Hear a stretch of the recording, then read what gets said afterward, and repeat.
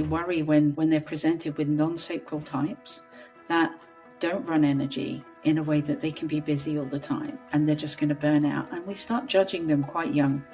I think as a system in society, we start judging that quite young. Having manifestors and reflectors and projectors understand that they're not here to work like a generator, I think is just so powerful and liberating. This is the liberating part that has come from my son, is the idea that I don't have to work at anything that doesn't inspire me. Welcome to the Unschooling Lifestyle, the podcast that challenges conventional education and invites families to redefine success on their own terms. If you're ready to break free from outdated systems and embrace a life of curiosity, connection, and true freedom, this is your space. Join us as we explore real stories, practical insights, and inspiring conversations that empower you to trust your instincts, partner with your children, and take the path of least resistance toward the life you've always dreamed of. Hello, everyone. Welcome to the Unschooling Lifestyle. And today I have my friend Tory Lenormand, and Tori has been part of our podcast with her book, The Magic of Not Fitting In. And I'm so excited about this because today we will be diving into human design and unschooling. Welcome, Tori. How are you today? I'm super excited and thank you for having me. Thank you for asking me. So let's just dive in. Let me hear about how did you learn about human design? So the human design bit came first.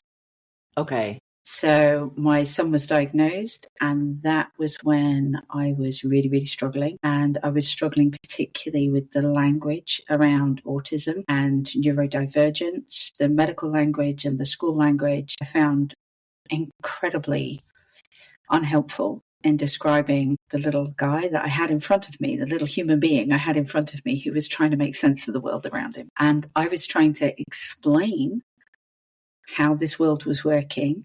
And I kept coming up against these barriers and these blocks. So looking at personal coaching, Myers-Briggs models, bits and pieces like that, I was looking at ways to help understand my son.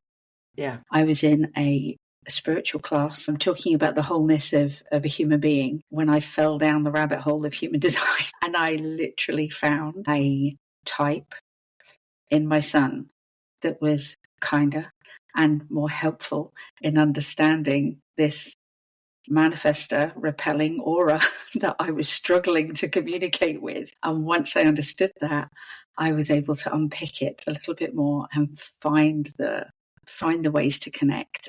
So much more helpful than any of the medical or educational diagnosis or terms that we'd had to date. Manifestor fits perfectly. And my goodness.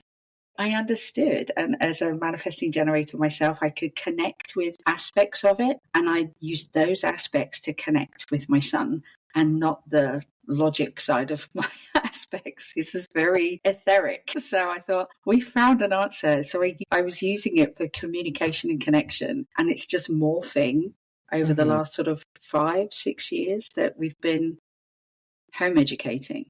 Yes. So yeah, 5 years. What is your type? I know you're a manifesting generator. Okay. I'm emotional authority 4/6. Okay. Like me. Yeah, network and 3 lives. Yes.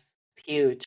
I'm off the roof. So I am just off the roof, kicking and screaming off the roof, but off the roof. Yes. I've got projected channels as well, which that's been really helping me to understand that the emotion in the room is me. That I take responsibility for the emotion in my defined emotional solar plexus. Yes. I'm the only one in my family with that definition. So I will be the one with the emotions in the room. Yes. Okay, this is so important, you guys. One of my first videos in human design was about the emotional solar plexus because I also have an emotional authority. I am a 4/6 emotional manifest generator.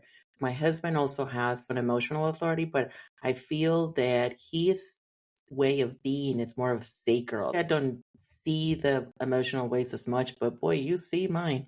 You certainly see mine. And my boys are sacral authority. So therefore, I definitely have an impact on their emotions as well. And then your son is a manifestor. What is his profile? So he is a 6-3 profile. He's here for all of the experiences, which is All why of them. it's just amazing, isn't it? Just all of the experiences. And he's splenic. So it's that manifestor splenic profile. It's just tick, tick, tick, tick. It's there in the now, ever ready, you know. And of course, emotional manifesting generator, no truth in the now for me. No truth that I'm there. Go, just slow down. And he can't. So you can understand where the communication really fell apart, how that was showing up every day is he's in it and he's on it and he wants to go. And I'm slow down, gently, take time. No, that's not his way. So I needed to be ready to go with him. It was just oh my go goodness. with him. So when you found out about human design, what was your first experiments? Were they side by side with your son's type per se? Because I feel like for me, it was like I had to like understand a little bit about my chart before I could dive into the boys. But it feels like you guys were experimenting with both at the same time. Pretty much. I think I focused on William's chart first because it gave me such clarity.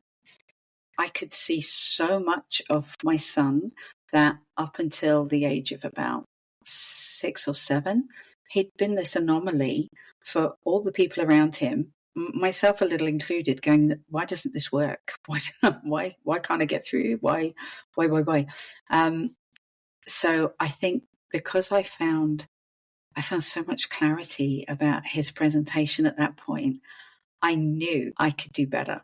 And that's when I looked at my chart to see how do I connect with him? How do I get this communication going so that we can start to have some respect for each other's different types? And I can explain my type to him in a way now that he understands that he'll often approach me. You're not going to like this, but I think it's beautiful. But he's 13. It is beautiful because by you sharing those bits and pieces, he now just kind of does the informing and you are supporting on that. He's informing whilst he's getting his shoes on, ready to leave. But, you know, we're getting that. And I do understand that informing is the most unnatural state for him. So he just goes. It is easier while he's younger and he's practicing informing for me just to be ready to go with him and support him and guide him. But most of the time, there's this uncanny little knowing that he's safe. He seems to know that he's completely safe going the way he's going. It's the parenting side of things that made it so difficult for me. He was the child who would open the door and let himself out and go to the park because it called him, and that was that. And of course, I'm tearing my hair out like, where are you? Why aren't you bothered? And he's like, well, I can cross the road. I've seen you do it. I know how to do it. And I'm thinking, you're 3. You can't cross the road. This is not okay. Oh my goodness. I can totally relate a little bit to that though. So as you move forward into this journey, what are some of the pieces that have helped even more to put this into practicality? Because when I started unschooling, and I've said this in the past too, I dove into the philosophy, but for some reason I couldn't bring it to life. Like I felt like I just couldn't transform those words of self-directed, you know, into our life in particular. And I'm like, why? And then human design came along and I understood a little bit better. Yeah, I think it's when you've got a new language, it takes a bit of time, doesn't it? It's like, I found a piece of gold at the end of a rainbow and it's beautiful. And I know it's beautiful. Now I need to understand it and I need to integrate it. And I think that's the bit that takes the time, isn't it? It's that integration piece. So, you know, for my son understanding that, okay, I'm a manifestor. And he liked that. He liked that a lot more than any of the other labels he'd been given. He was like, right, I understand this. That means that I have a car that I'm going to drive a certain way. And this is the way my car drives for me. I know that's a big language around a lot of the human design stuff, but it really, really spoke to him. I was explaining that when I have a car, there's how to look after it is like a Haynes manual. So this is like your Haynes manual for how to look after your car. This is the car you're driving. It's no good treating your car like a Mini if you're driving a Maserati. And it's no good treating, you know, that. So having that language then started to bring in the integration, which was the thing I was missing with school. Yes. I was trying to talk to school about using the same language so that it wasn't confusing. And it took a long time to get there. And just as we left, I think they were starting to get the idea, but it was just going to take so long. I felt like we were sacrificing an awful lot at that particular point. And so we were able to make that decision to focus on the integration. This is my type.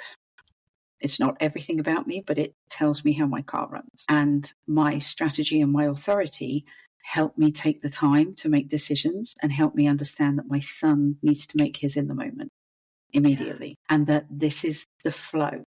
So the integration comes with how much can you let go of to still bring in those high values that you have of a child, learning, nurturing in the way he naturally does. And I'm watching him build on that.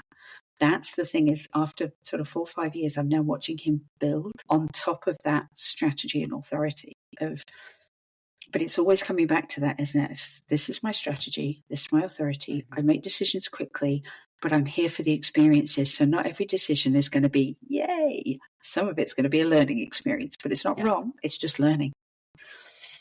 And that is so beautiful. It's pivotal, isn't it?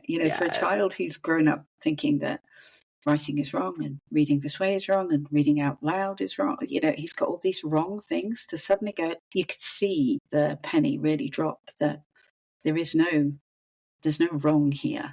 There's just learning. It's just learning. And I think that's the gift of the manifesting generator, is if we're in the self, that we know that everything is just an experience of the next thing. I'm pottering and working out what it is I want to do. There's nothing wrong with this. I'm just finding my flow. And when I find it, I'm like, and I'm off. And I know that feeling of like, I'm off. Like you with your podcast. I think it's the best. That's the best feeling. I was just like, oh yeah, let's just do it. Boom, boom, boom. It all happens so fast though. Yeah. I love what you said about the language that you were given to him to describe his unique way of learning. I feel like we all have that. But through the mainstream school system, there's just one way. But the language they use, sometimes it just feels like it doesn't benefit anyone.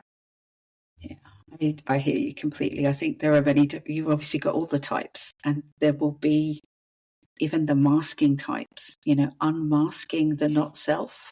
I think is something, if you learn to mask over a period of time in an effort to fit, and we see that, don't we? We see that with a lot of children who become adults that don't actually know who they are. Yes. Without their job or without this role or without, who are they, deep in, do you know who you are? We had a client actually say to me that you're taking one label and replacing it with another. There's actually no benefit here whatsoever. And I really thought about what they were saying, thinking that's a fair point, archetypes, type of archetypes. Yes. The thing with human design is that we all have all the chart. And when I come back to that, I understand that I have consistency in certain areas. And that's the power of it for me, is understanding where I'm consistent and where I have reliable energy. Means that, and how I make my best decisions, that's so powerful for me to know myself now more than I did when I went through school and I was because I did follow the pattern of school, workplace, employer, get married, have children. I followed the pattern, until I thought, this pattern isn't working. No, I've tried it all. Yeah, we tried them all. I did much more reflection on how I lived my life prior to human design, and understanding that some of the decisions I made were definitely being within the emotional wave. So it helped me kind of have closure with some situations in my life that I kept going back to because they might not have been the right decision. And that was a huge one, the emotional wave and the decision making, because I have made so many mistakes and it has cost me so much money to make decisions when I am within the emotional wave. I mean, I've done it so many times I can't even remember. You're not alone. Yeah. You are not alone. I make a decision at the high or low point of my wave, and I can also just explode my world out of boredom. When I understood that about me as well, I thought, I'm just bored. Okay. I need to go and address that. I'm actually just bored, or I'm at the high point of my wave, so give it a minute. Yes. Wait for it to balance, get the information. Like you say, it's pivotal information, isn't it? It's in a world that taught us to make decisions quickly, that your decision making is, it needs to be quick. I was policing for 20 odd years on the front line. They don't allow for slow decision making. And I made some doozies before. I've made some absolute doozies where I think, wish I could go back and do that one again. And redo that. Yes. Yeah. Yes. That is so interesting, though. Let's talk about use of the energy and consistency. And in human design, the sacral energy, it's part of a manifesting generator and generators. Sacral energy, or manifestors, projectors, and reflectors, do not have their sacral defined. And I was recently in a call and they were talking about that. And they were saying how different life is because when you don't have your sacral defined, when I feel drained, I can go into a conversation or something that I really like and lights me up. And I feel like I get a jolt of energy, like my sacral gets rejuvenated and then off I go. But that is not the same case with people without the sacral definition. Can you share a little bit about what that looks like for your son and how you guys work with that? So, yeah, I think you're right. I think abused generator energy is definitely a thing because we have the energy for it. We can often align with the things that aren't necessary for us. And I've certainly done that as well, where I think my energy is being abused here. I don't actually want to give it in this direction, but I don't know how to say no without starting an emotional wave that I don't want. Watching my son, young, fit, well, no reason whatsoever, pre-human design, for a kind of lackluster approach to life, in that nothing seemed to light him up. And I think he was so drained from school, it literally depleted every ounce of his energy. So a child doesn't look like a young, energized, happy child when their sacral is not defined. They don't have access to that kind of energy. And it absolutely, burnout, I think, is a very real thing for these people. And it almost changes color with him. He goes slightly gray around the gills, and you think, you're very tired now. This is not an emotional tiredness. This isn't a sleep tiredness. This is, I have nothing left. And it's helping him see that in himself has been the key work, I would say, over the last sort of year, is helping him see this. Because when we started traveling, he was going into different places with different energy, and every now and then I saw him light up. So he went to a space program, it came, and he's energized and he's on, and I thought, I have not seen this in you. This is amazing. A little bit on the rugby field, unless it gets too rule orientated, and then the enjoyment goes. So there are moments when you see him like we would be, lit up, and suddenly he literally borrows people, energy, everything, and off he goes until he's done. And then I've had to explain to him, you're not here to finish, you're here to initiate, you're here to start it. And when you start it, you then find the person that's got the generator energy and you hand it over. I'm the one that starts the project, I get it going, and I get it to a certain point where I need to hand it over. And if he hasn't got anyone to hand it over to, comes the anger, because he knows he needs to let go at that point. It's fascinating. It's absolutely fascinating. Yeah. And that is the other piece that I wanted to talk about too, the anger. So in human design, we all have day and night. We have our self and our not self. For manifesting generators like Tori and I, it's anger. It's both anger and frustration. For manifestors, it's anger. And I remember my friend Elka, we did a podcast, and she said anger isn't something that is allowed in our society. It's not seen as an acceptable emotion to have as a person. And we're constantly trying to all be happy all the time, but it's impossible. So how is the anger piece working out, and how are you supporting him to find that balance between the anger and the peace? Yeah, recognizing it to start with as a very powerful but valid emotion that's informing him at that point. That's how we framed it, is that when you're seeking information, because he needs information too, so which was one of the reasons for his autism diagnosis is that he can't function without information. That's actually quite a crucial piece for him. So he needs the information, and then he needs to learn to inform people before he, just to remove obstacles, isn't it? It's not to ask permission, it's to get people on side and to help clear the pathway so that he can head in that direction. So when he's feeling anger, we treat it as information that he's heading to something that is not for him. That is the not self. He's heading there, and he uses it to inform himself, and he will now inform me. I'm getting angry. Well done. Okay, I'm going to back out, and you let me know if you need me. You know, it's absolutely fine to be angry. It's fine to feel like this. It's when we're out and about, it's the same. I'm getting angry. We're not enjoying this experience. This is not for you. Let's go. Let's find a different one. It's just amazing. It's such a key thing to, as you say, the podcast that you did is absolutely correct. We do not allow anger, do we? Mm-hmm. I mean, from my time in school, from my time growing up, how discouraged we are to feel this emotion. And yet there are so many specialists now talking into suppressed anger and how it's making us sick. So I really wanted to get on top of this being a theme for William, that anger is information for you. It's informing you that something's off. So it's time to come back and try and work out what that is, rather than force. If he forces through, he's exhausted and gets more angry. Mm-hmm. There's the frustration today learning. So today he's learning something that is brand spanking new for the first time, not understanding because he hadn't got the base level, that he needed to go right back to the base level. Now there's the frustration starts to creep in of like, I do not want to go back to an age that is younger than me, because we're quite rigid in our thinking here. This is a younger age to learn something, to learn a card game. I don't want to look at a children's program for that. Like, okay. So ordinarily I would have said, but you are a child. And I'd have answered it. I'd have answered the problem and tried to talk him around. But it's much better to leave him and let him explore that by himself, because he's got the frustration that is going to build up. You can see it's not the slow burn that I get from frustration to anger.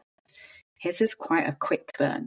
It's a quick firing thing that the first bit of anger comes out in a socially acceptable way of frustration, but I'm just about to boil over. I think it's quite something to witness. Is that, that's gonna go off in a minute, so I'm just gonna leave that. When you're ready. I don't want to do it. I said, that's fine, you don't have to. But I want to learn this. And you can't put anything in at that point.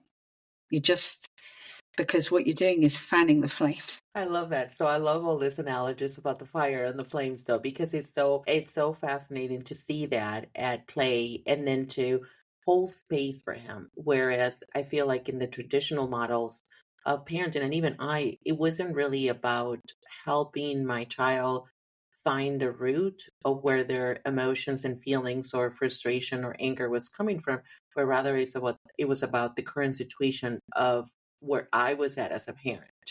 You know, was I in a situation where I needed to be seen as an acceptable parent and a parent that was in control, right? Because, oh my goodness, so many times I felt like I had my stuff together when I was at home and I could hold space for those moments. But whenever I stepped to a different environment, my way of being, I felt the pressure. I felt the pressure so much and I couldn't hold space for that. But we're concentrating on fixing that emotion versus finding the root of the emotion and showing how to navigate. So right. Yeah, you're so right. And yet you think about it, when we are in a place where there's an awful lot of other people, that's where my open centers are feeling every bit of that. And having that awareness is also helpful. I'm not saying it doesn't solve the problem, but it's just an awareness, isn't it? That takes the next step to the integration of, well, that's not my, that's my open G. What are your open centers? Yeah. So I've got open head, open ajna, open G, open heart. Yes. So that open G, I think I feel the emotion in the most nuanced way of everybody around me about what they want to do about that situation, you know? My goodness, yes.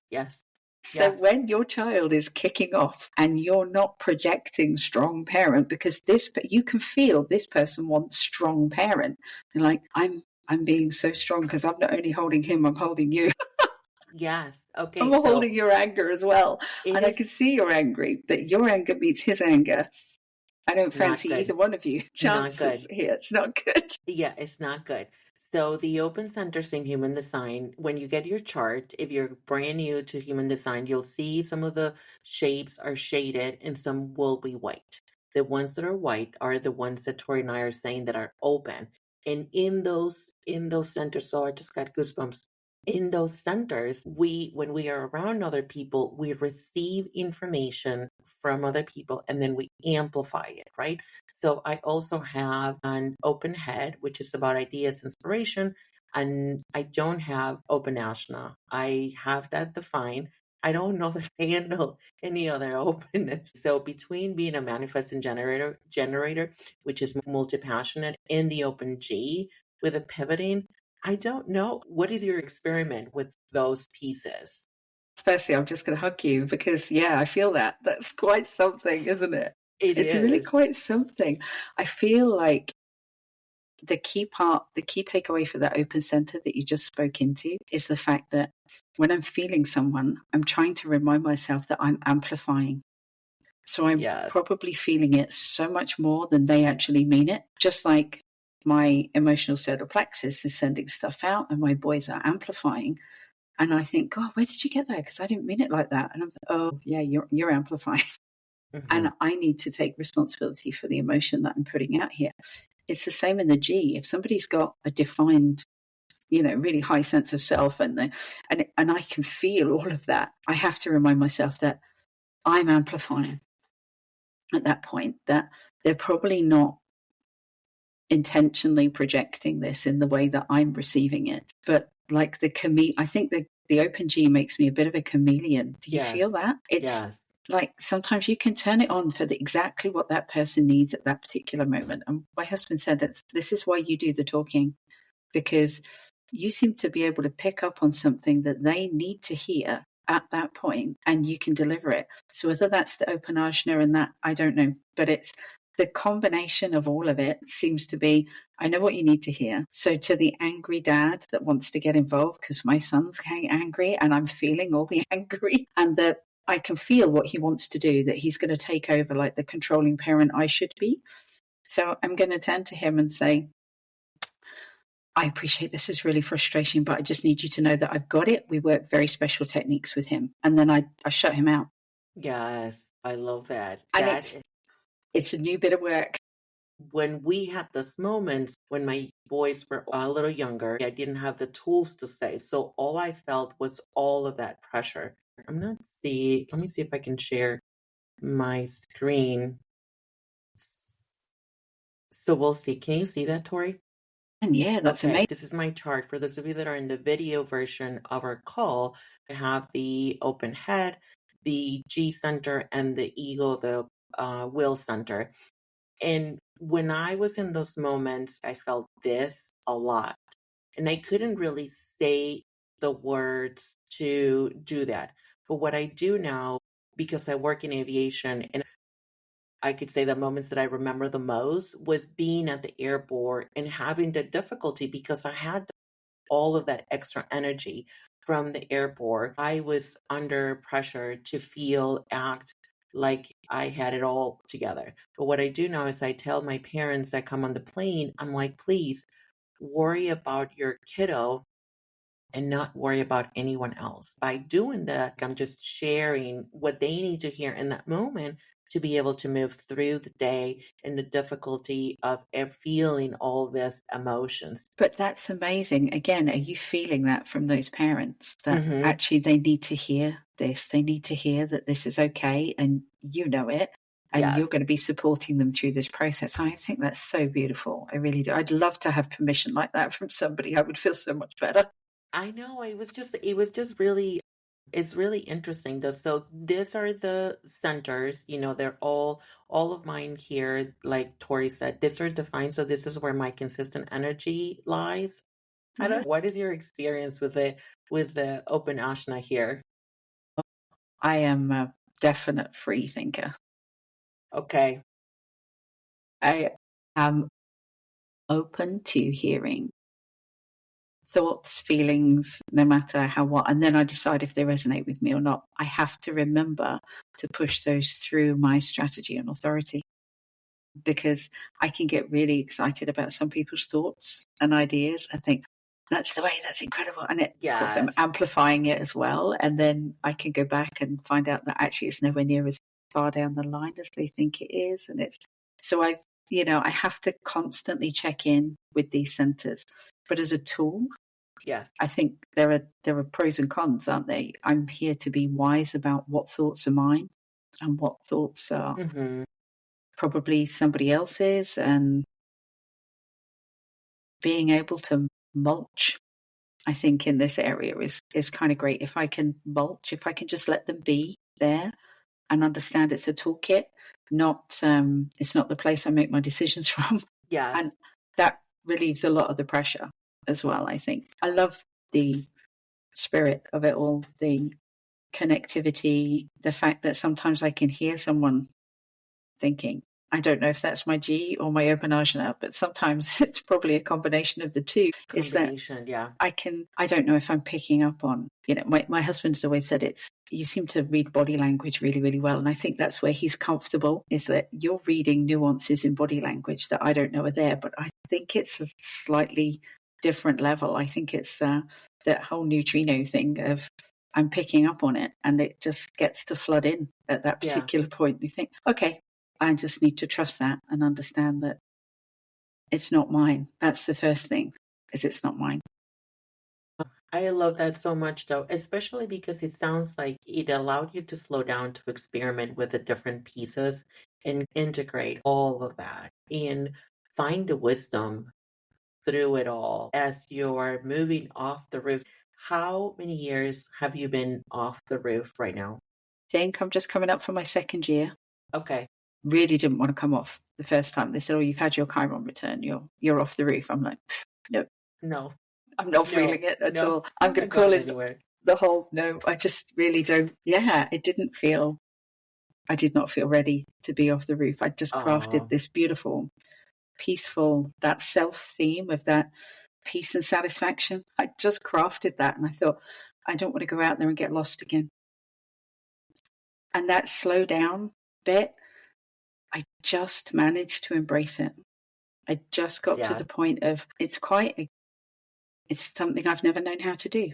I've always Mhm. been busy. Even my chart talks about my need to be busy, and so And letting we're letting that in. encouraged by society to be busy. The busier Yeah, you are, the more productive you can be, or the better person, parent, success, business owner. The busier you are, the better you will be. So we're not really encouraged to embrace that need for slowing down. and I And get that our systems then really worry about that, don't they? They worry when they're presented with non-sacral types that don't run energy in a way that they can be busy all the time, and they're just going to burn out. And we start judging them quite young. I yes, think as a system in society, we start judging that quite young. Having manifestors and reflectors and projectors understand that they're not here to work like a generator, I think is just so powerful and liberating. This is the liberating part that has come for my son, is the idea that I don't have to work at anything that doesn't inspire me. And trying to teach that to generators seems to be harder, is that you're actually here to work on the things that light you up, hmm not on the things that just because you can, you know, you give all your energy away. yes, That's been a massive lesson for me. I just constantly was giving my energy away, and I was yes. overwhelmed. People are like, why aren't you burnt out? Well, I think it's quite hard for a generator to burn out. I find it that when I'm with people that are already in like burnout mode, I find my energy to be completely depleted at a different level. After being within their energy, like within their space, I literally have to come home and take a nap. because I feel completely depleted because I feel their depletion as well. So it's almost like a double whammy. Like definitely. they take my energy in that point, but I take both of their emptiness. So I take my emptiness and then I take their emptiness, and I have to refill for both of us. Yeah, that makes sense. Yes, and it just feels so tiring. But at the same time, I'm like learning to recognize those cues also has been really, really helpful. That it's not also all mine, Yeah. It's so fascinating, though. That chameleon G is so. It's such a thing, isn't it? The ability to really absorb the person that you're next to. Like, do you feel like you're almost like a multiple personality disorder? How do you express that when you're in different groups of people? I think, like you described with your busy airport, when I was in a busy police environment. Yes. And sometimes that can be like intense community, and sometimes it can be like one or two people. I was always a lot more comfortable when it was one or two people. When it was big crowds, I would struggle. And having to flip, I used to see it as my community serving policing role, that I had to flip between the personality of the businessman and the football worker. Okay. And I used to think that, wow, I'm lucky I can do this. I've been training and I'm doing this. When I found human design, I thought, oh no, that's actually an innate part of you. You and I share that embodiment channel coming off at the G Center as well. And I don't know if that has more to do with it. I've been looking at this more of late, that channel of embodiment. I'm wondering if there are times when it's not just the way we learn human design, around what embodiment means, enjoying the physical experience. But I think because the G is open, I wonder if I get to enjoy everybody else's physical experience as well. Yeah, so that sounds juicy. As a vicarious learning thing, I think that's incredibly valuable on this plane, in this in this medium right now, to say, I can feel that. It's but yeah, there's like a pre-human design language that I have, and then a human design language that almost explains. Sometimes do you find it lands like really, oh, that's so true. Yes. That was my moment when I found Manifestor, and my son was like, oh, that is so true. That's my son. There he is. It really speaks so much to that, though. And I think, going back to the comment that someone said that you're replacing one label or another, but I feel like it gave me some sort of a reference point, maybe not necessarily a label, because one of my teachers, Katie Irvine, she always says, the map is not the land. Well, the chart does exist, and there are pieces of the chart that we go to as a starting point. If it doesn't resonate, I always tell people, if it doesn't resonate, if it doesn't make you feel like expansive and better about the beautiful human being that you came to this world to be, then it probably isn't for you at this point. The way I like to share is that it's not meant to limit you. It's just meant to give you some starting points to experiment and find out what works for you. Hey there, I'm Anthony, and I'm excited to tell you all about the Alternative Education Resource Organization conference this year in New Hampshire. It's all about self-directed education where kids can learn in ways that make sense to us. At the Aero Conference, families can be awesome advocates and connect with others who believe learning should be fun. There will be games, workshops, and new friends to make. So bring your whole family and join us. Let's support our unique learning adventures together. You can register at www.aeroconference.org. See you there. Yeah. But most importantly, how to be with your children, because the kiddos come to this world with that chart fully on, you guys. There is the reason why the experiment and the reflection is so important for us adults is because we came like that too. And through conditioning and different experiences, our chart has slowly morphed into something that's not authentically us. Yeah. But not the kiddos, No. not the children. No. Not the children. So they come with that chart fully on, and William did too. And his experience in the school system was his trying to survive. Yeah, that was it. It's that I don't think we're used to hearing the word no from a child that young. with that much power. And his no is incredibly powerful. It's an absolute no. So you try and say that in a school environment, it does not go over well. No. That comes across as we give it different labels then. We give it disobedient, discipline case, obstructive, destructive child, rather than this child actually just means simple. There's something very simple going on in there. His experience of what you're asking for is a no. It's a very clear no. I don't want to sit at the desk. I want to play outside. I don't want to be in here. I want to be doing that. And nothing you can do is going to persuade me that your thing is better than the thing I want to do. Yeah. Yeah, and if the goal is to move 24 children in a particular direction, that one kid saying no is awkward. I understand that. Yes. Our system does not work.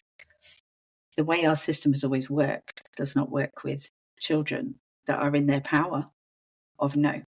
No, thank you. I remember one teacher saying to me, he said no all day today. He said it very politely. No, thank you. But it's almost like he uses the thank you to reinforce the fact that this is a no.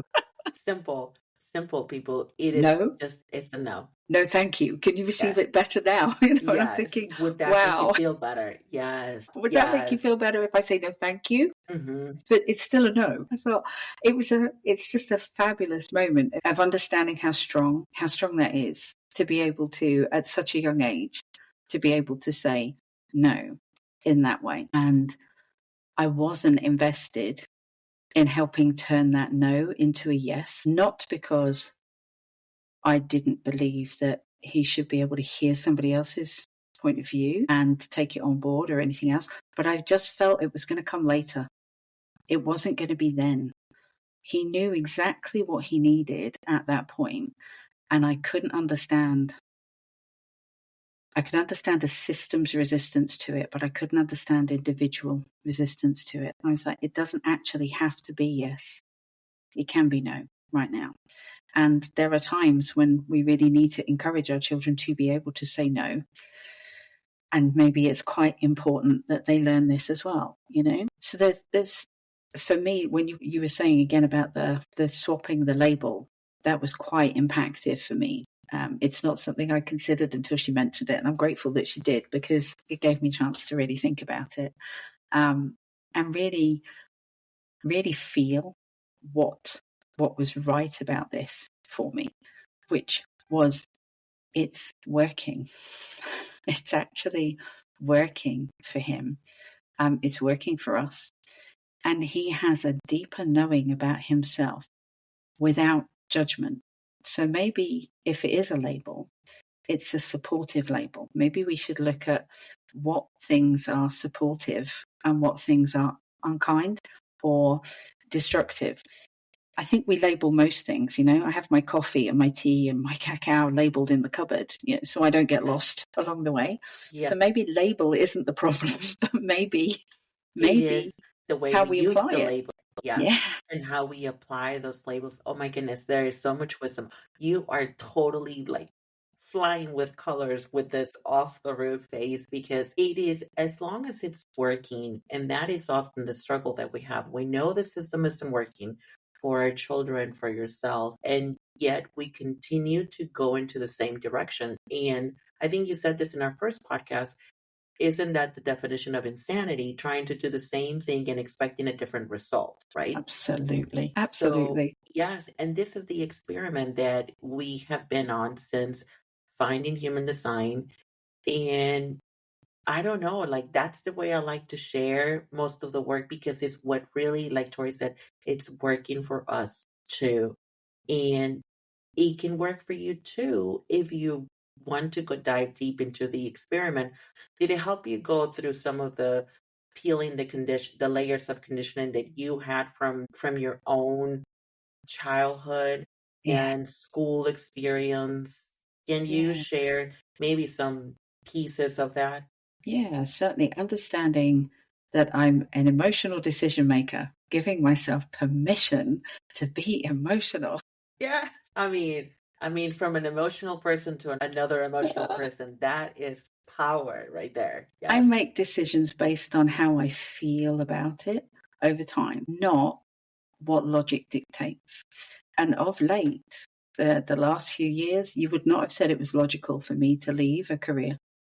It was not logical for me to leave my home and move into a motorhome and try this life.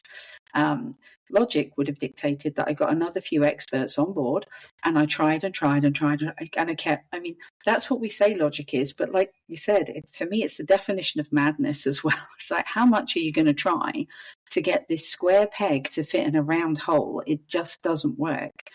When you've found another round hole somewhere, the feeling that I got was, try that.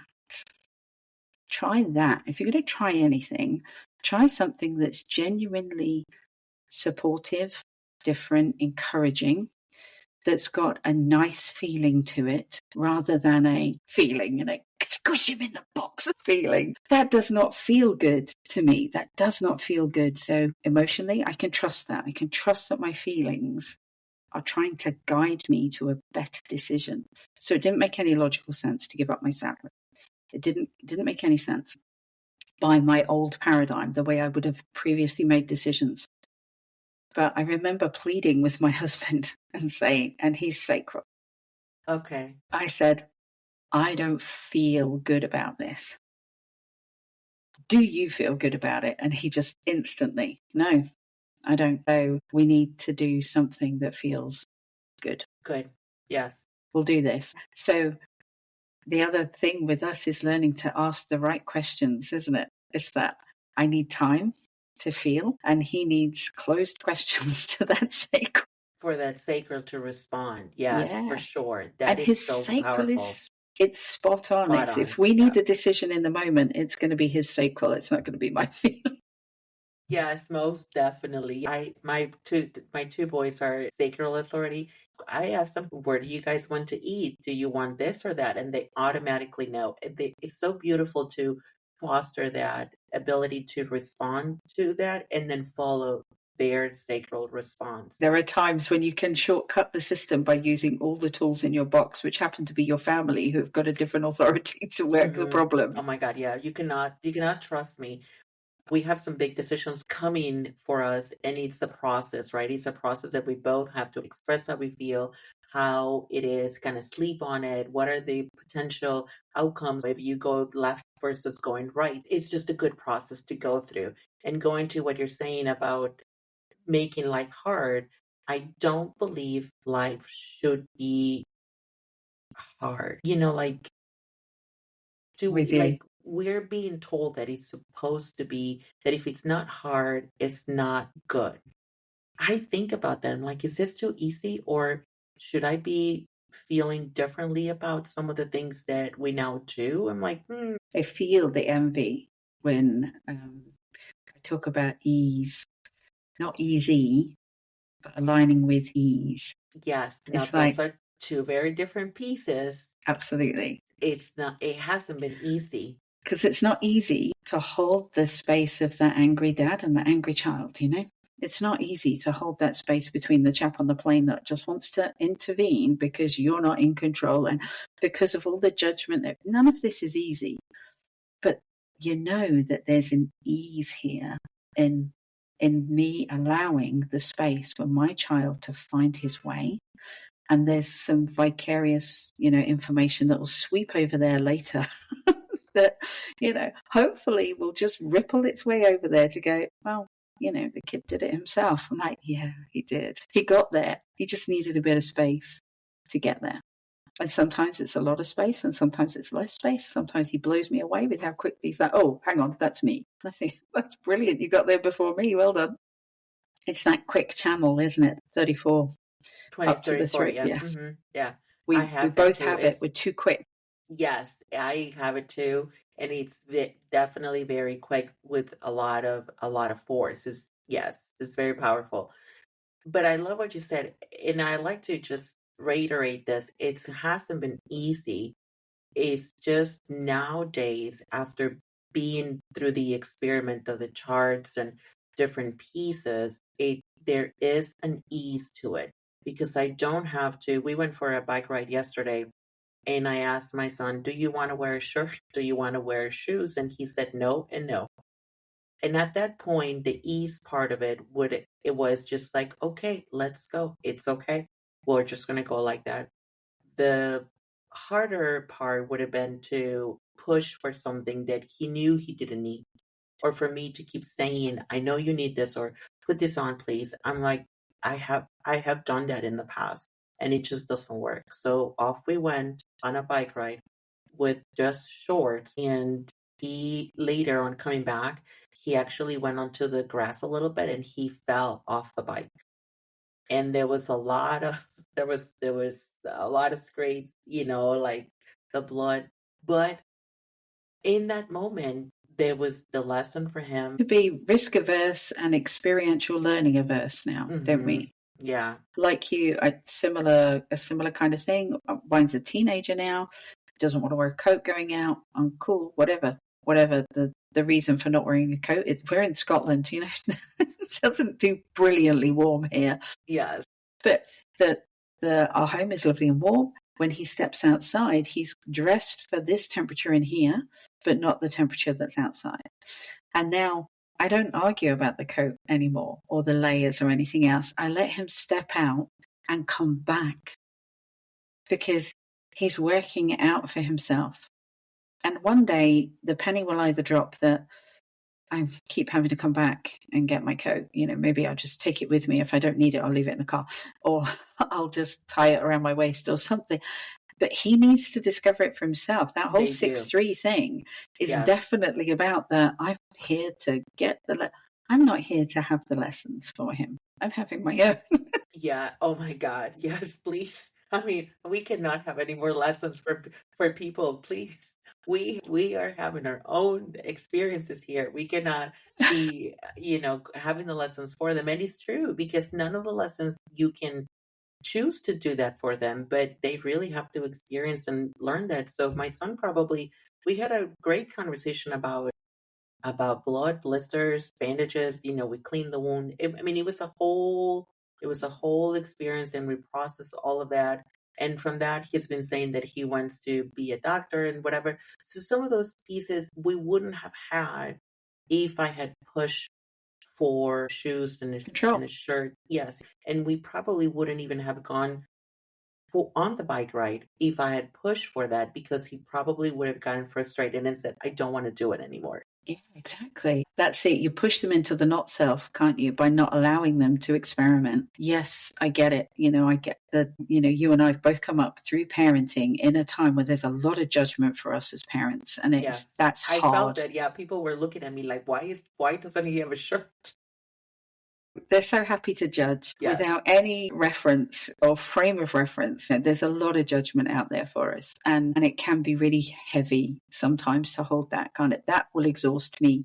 That's the kind of thing where I need to come and lay down, discharge those open centers and go, carrying a lot of somebody else's stuff right now. But to deny them the learning that comes from some of these things, there is a fine balance to be achieved. And you're never going to please everybody else. You're only ever going to be able to do it for you. Yes. Of knowing your child, knowing that he's not going to be cold. He's going to come back and get a coat if he wants it. And he might have an accident and fall off, but it's not going to be so horrific that we can't manage this, that there isn't a little bit of learning about how valuable your body is and your skin is. So you've had that lesson. It's a bit rough. I certainly did it. I fell down more times and scraped my shins. In fact, my shins are still really scarred from my childhood skin scrapings. But I fell down a drain, and my parents were paranoid safety, to the point of, please don't walk on the wall, you're frightening me, and please don't. Well, that's not true, actually. There were gymnastic coaches as well, so there was definitely risk allowed. Yes. But I think they were the generation that were coming into keep your kids in, keep them safe, don't have them wandering, don't have them, they would call us in from adventures. And you think, so that it probably started there and then got amplified when we were at school and this child safety thing, and then people running off with kids. And I get it. Yes. I get it. And it really is something that Peter Gray talks about, that how the decline in free play has come about, and how it has shown up in our society, that our kiddos get less and less time for free play and risky play at that too. They're indoors and free playing online now. Yes. That's now dangerous too. It's Yes. dangerous because you don't know who you're letting in. And you think there has to come a point where, as a parent, I don't know what's happening where you are at the moment. Certainly in the UK, there's this huge shift about home educating Screens. Home educating and screens, right? And screens, exactly that. And you think the removal of parental responsibility here always used to carry a very high burden of proof, a very high test that you were totally irresponsible and not fit to be a parent. Now we're kind of assuming that the average Joe is totally irresponsible and not fit to be a parent because of, Joe Bob over there judging me on an airplane because I don't calm down my son's anger in the way he wants to see it calm down. You're like, right, hang on a minute. That judgment is massively unwelcome and often completely misplaced. It's been made in a snap moment by people making choices from here, maybe than somewhere else, but it's not working. And everything is showing us it's not working. We can't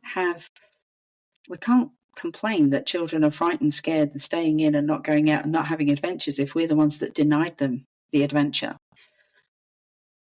We have to teach them about risk so that they learn what risk assessment is.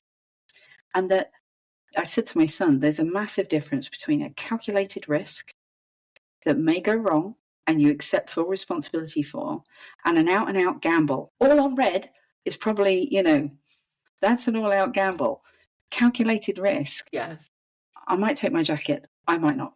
Maybe I'll try this. Maybe I'll give that a go. But take the pressure off yourself. This has been a big thing for us. Take the pressure off. It doesn't have to go right. It just has to go.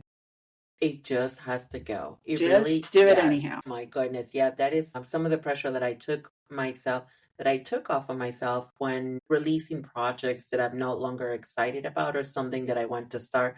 I just have to move forward with it. It's like the clothes, right? If I haven't worn it in a year, it's probably time to let go.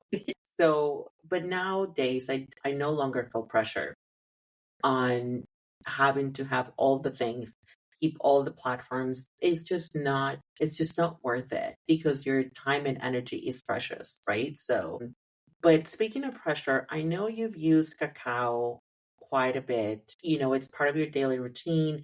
You incorporate Cacao to support parents and people looking into different transitions. How has Cacao helped you release the pressure that we both feel or that you feel through the open centers and the openness that you have? I honestly feel I can almost visualize her moving up, cleaning everything out. I love that. And I said we in most of the, in my statement, because I also use Cacao too. And it's been healing, and it roots you back into very grounding. Very grounding. Very grounding. And it starts with so for me, I had years of shift work and coffee abuse. I would call it. Definitely, I need to stay awake. And your central nervous system is just responding. Your stress response is there all the time. Am I going to get the best emotional experience when I'm stressed? Probably not. So for me as an emotional authority as well, having my feelings calm, Cacao really supports that because it works on my lovely open heart center and clears that out as well. So I get this nice open-hearted, open feeling of, okay, what's the magic of today? What's it going to be? I don't always know what it looks like. Sometimes there's no appointments. Sometimes it's completely free. Sometimes I've got quite a lot to do, but I can do it with an open heart and not stressed before I've even started, because I started my day with a cup of coffee and I didn't know that was happening to me, because we talk about people's food all the time. Yeah. We talk about nutrition, but we don't talk about our drink. We talk about alcohol, but we don't talk about coffee. And, we started talking about sugar, but like you, Cacao for me is a source of calm. Speaking of drinking, I stopped drinking last year, finally. after 20 years. Obviously, like, it had been a long time coming. And now that I think back, I'm like, why did I start drinking in the first place? And it truly was, I just wanted to fit into a certain group. And I thought I needed to do it. I don't ever remember me saying, I want to have a drink. I want to do this. And no judgment if you still do. Like I said, it took me 20 years to decide on this, to make this decision for myself and for my husband and I to make this decision for both of us and to realize, fall into the experiment of what it's like to live alcohol free and not coffee free per se, not yet, but I'm working on it. Yes, I'm truly working on it. But that's a really interesting point as to how your emotions are felt by the intake of caffeine and how they are maybe amplified, right?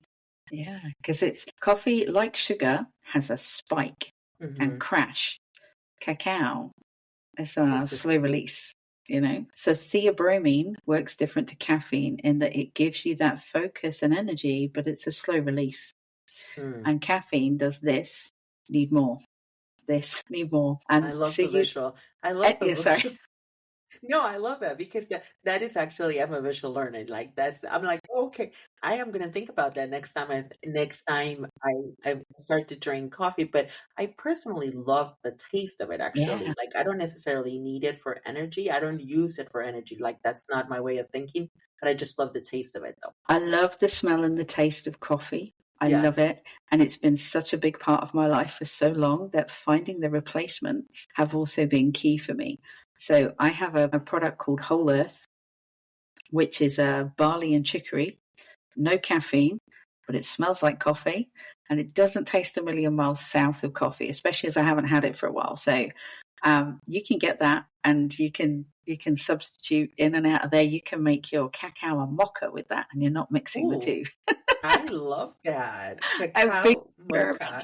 Yes. Lovely. I love that experiment though. So now that you've been in human design and your experiment for a few years now, how do you share when people are asking you or telling you a story and you're like, oh, I think knowing your human design would be helpful?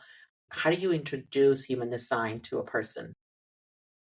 This has been a tricky one for me. It's been really tricky. So I have clients as part of my coaching business that have managed to shortcut an awful lot of coaching with human design. When they talk about it to their friends and clients, I get new friends and clients that way. But new people to it, I find as soon as you say time and date of birth, they shut down. No, this is like an astrological chart thing. This is woo. This is woo, and I don't want woo. And like, yeah. So I just know they're not my clients at that point. And I try to keep them informed so that if they're on the fence, secretly look at my stars, but I don't want to tell anyone about it. Yeah.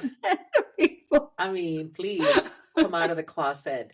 Come out of the closet. Come out of the closet. Come out of the spiritual closet. We got you. It's fine. It's not a problem. You'll be safe. I find I gravitate towards. So on Sunday, there was a lovely new community that was opening up to me here. So I've just moved to this space and most of my old clients are online and it's it's not really growing or anything from that space. So I know I need to introduce myself into the space where I now live.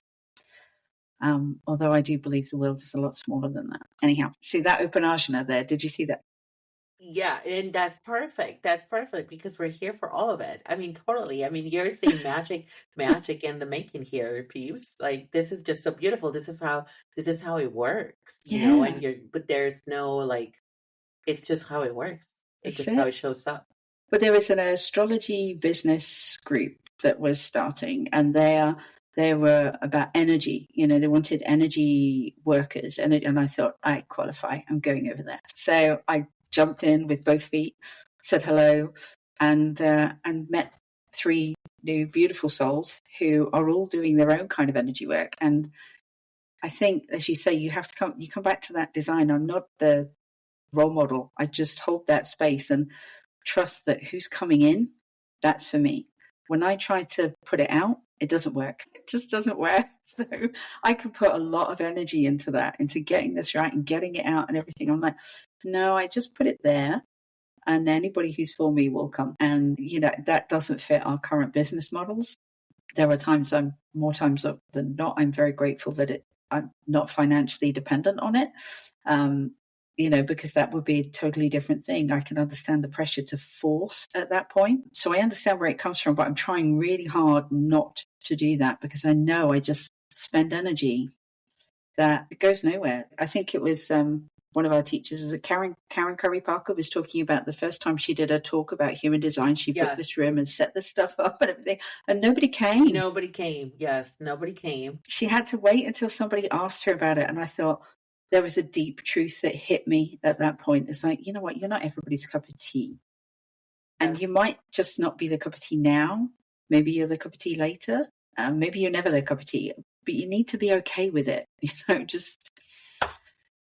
Yeah, that is so true though. And it's primarily, maybe if it's not really like if you're not their cup of tea, maybe you're their introduction to that type of tea, where they could find someone else. Because this is what I find as a 4 too. My opportunities come from the people that know me.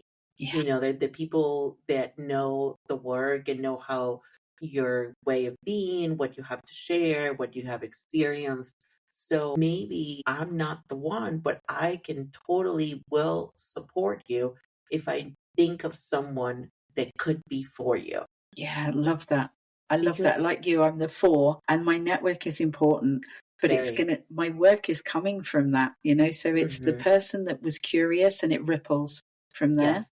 Yes. It's not me spending an awful lot of money on advertising and bits and pieces like that. It's just like money after a group. It just doesn't work. No, it really doesn't. I have been leaning more into my network too, and it has been a more nurturing piece for me too, because doing like the socials and just like randomly putting it out into the void, it felt very draining for me because I wasn't really receiving anything powerful back in return. Not necessarily as like a client or something, but I find that nurturing the connections to me feels very good. And I'm just like, oh, okay, so I'm just going to do that. So it's slower. This is supposed to be slower. I think our growth comes a little bit slower.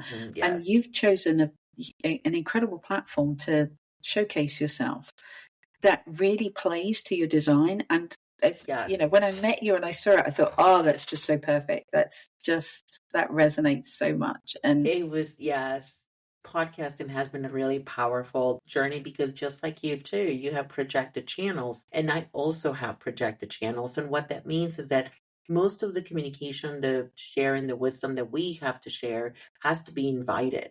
Yeah. So if someone's not inviting me into sharing, I can literally see their eyes like shut out.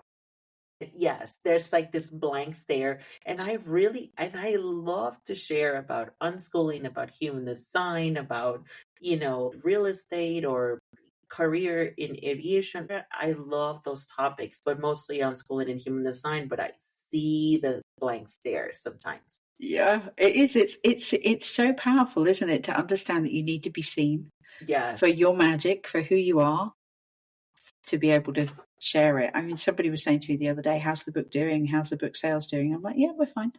Yeah, but how much have you made? I'm like, that's not the goal. And it was a truth that just came out at that point. Sales wasn't the goal.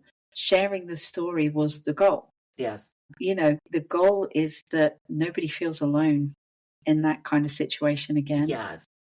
That was the goal. And when we look at what success is and redefine our goals, redefine those things, and come back to your values, nothing in there was ever about I'm not against money in any way, shape or form, but I didn't need to amass such a huge amount of wealth that I could never spend. I've never been that way inclined. So it's not a marker for me, but it amazes me still just how many people have it as such a high marker for how much you're earning defines your worth. I'm like, oh, that so doesn't. And I feel for you but they're also not my client. They can't hear me yet. So I hang on to that yet quite a bit as well. Yes. Like, they can't hear me yet. Yes, that yet is really powerful though, because whatever we have to share, and this is why Tori's book, it functions the same as my podcast per se, because this is what I have to share in this moment to show you that you're not alone.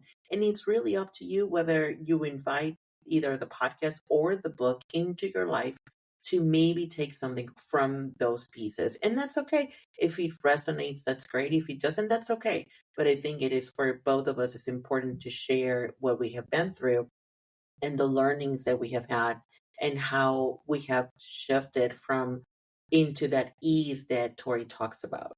Before we go, share with me first, what would you say to parents that first have a child that's a manifesting generator and perhaps they are not a manifesting generator? If you're just brand new to human design, you're pulling the charts and you find out that you're a projector or a reflector or generator, how to hold space for that beautiful dynamic personality that we have. Absolutely. You're in for a ride and you're going to enjoy them.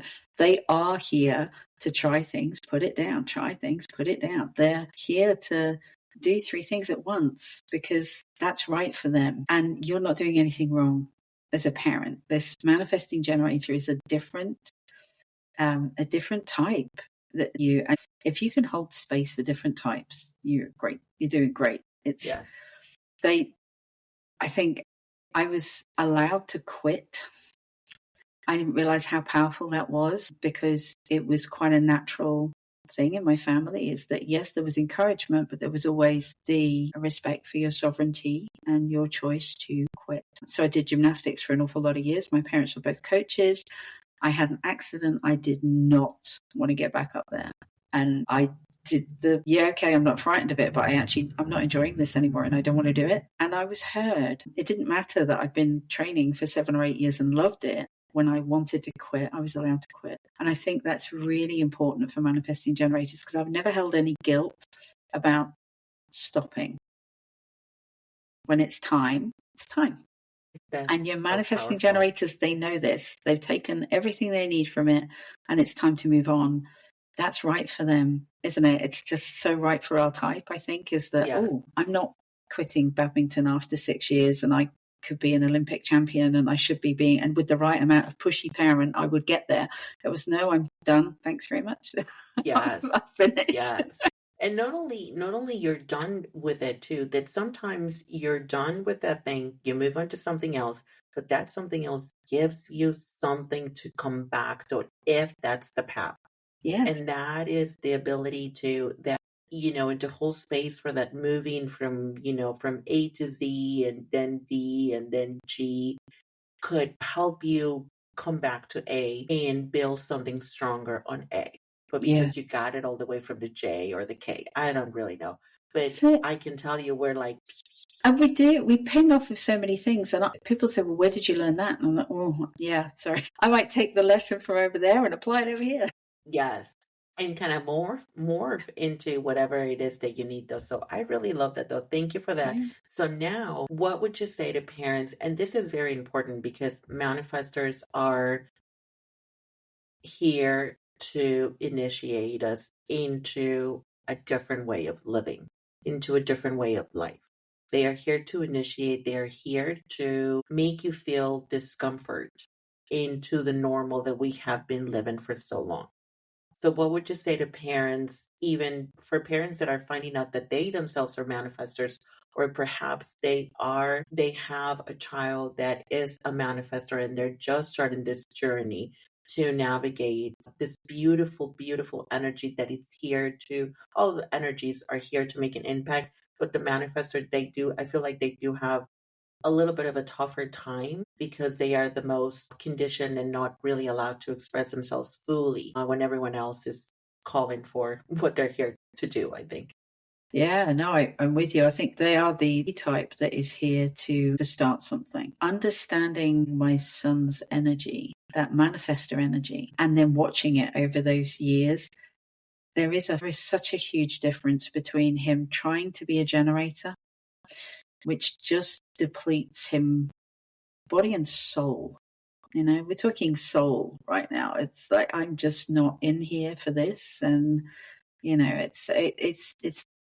it's horrible conditioning for a child that is not meant to be that way. If you can let go of a little bit of fear around what work looks like, there is a lot of magic in these kids. There is a lot of magic, a lot of wisdom, a lot of strength that just looks different.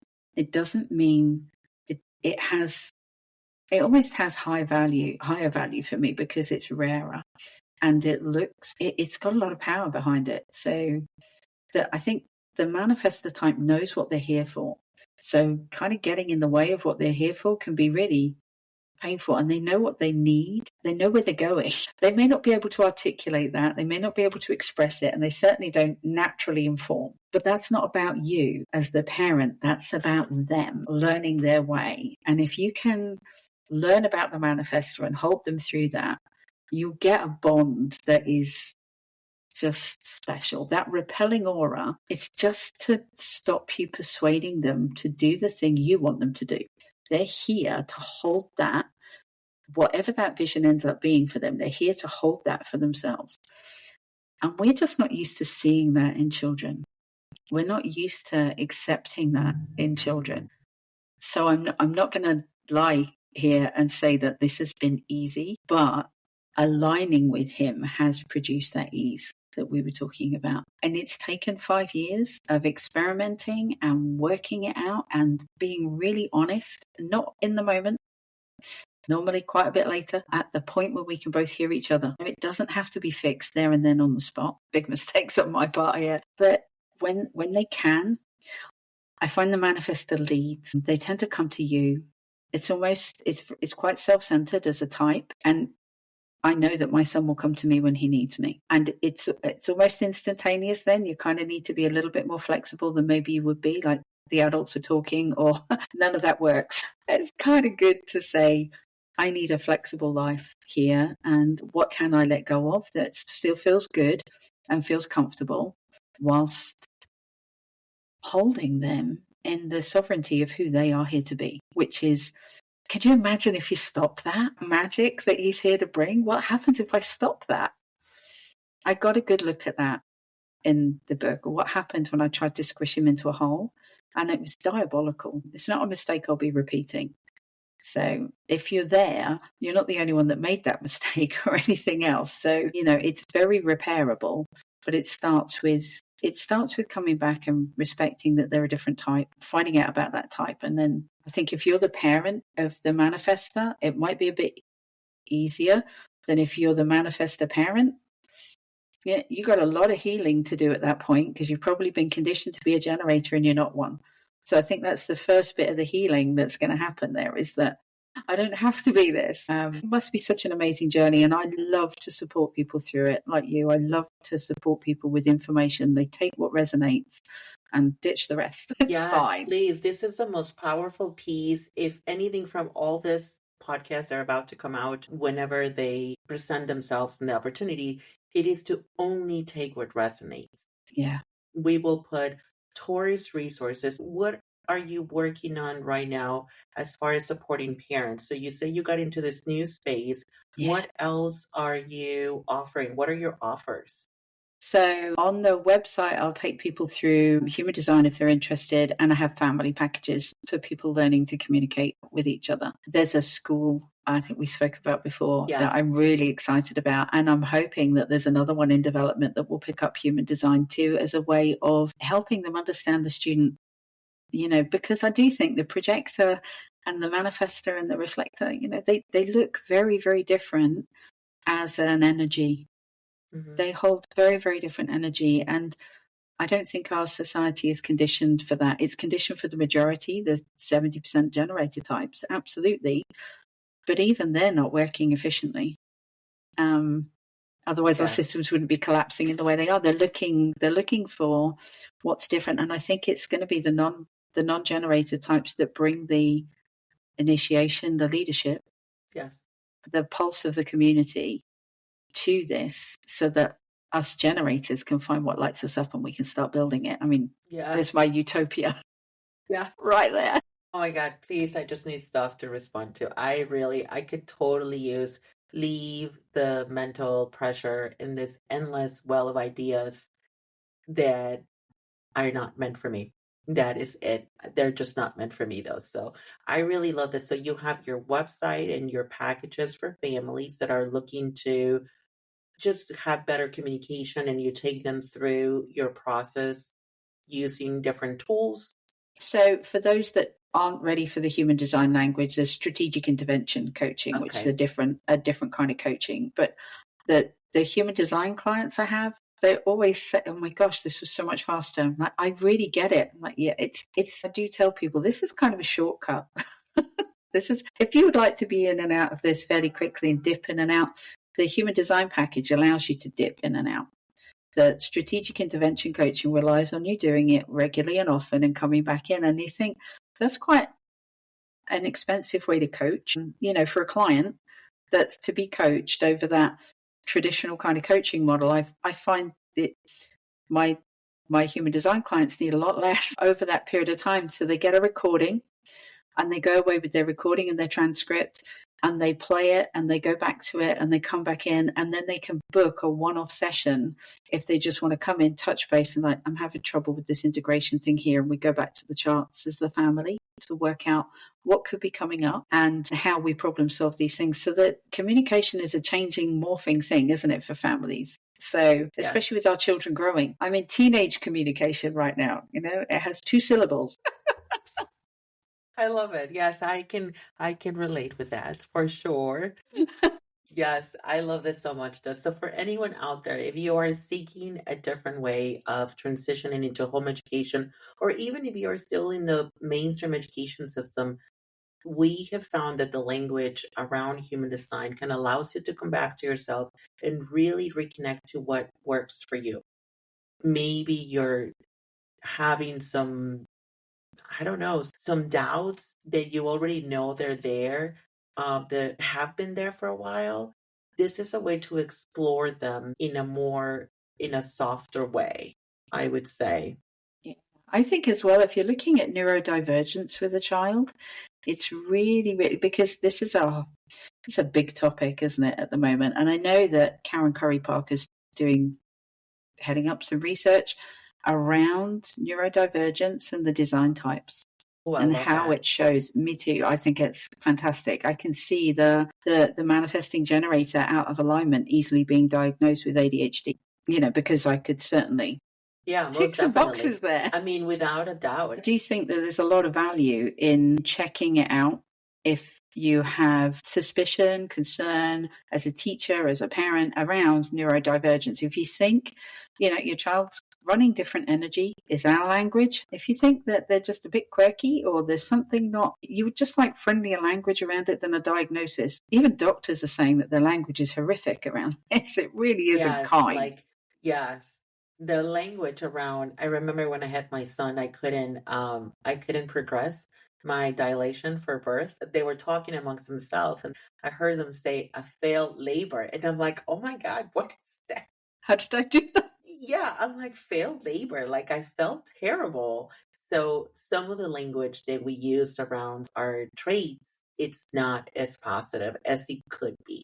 Because I found that being a manifesting generator, my multi-passionate energy is actually a gift for me to be able to move through different things at once and help other people navigate that. I love that. The experience of Tori will give you a different way, different starting point for your family and for your new life. So yeah, just a support for the integration. But I love what you're saying. It's each of the types is a gift. yes, it's understanding what your gift is, isn't it? If you can get what your gift is, you're going to be 90% of the way through. yes, because you're using your own gifts, your own energy, you're using your own raw materials, and they are just all so powerful in a very specific, unique way.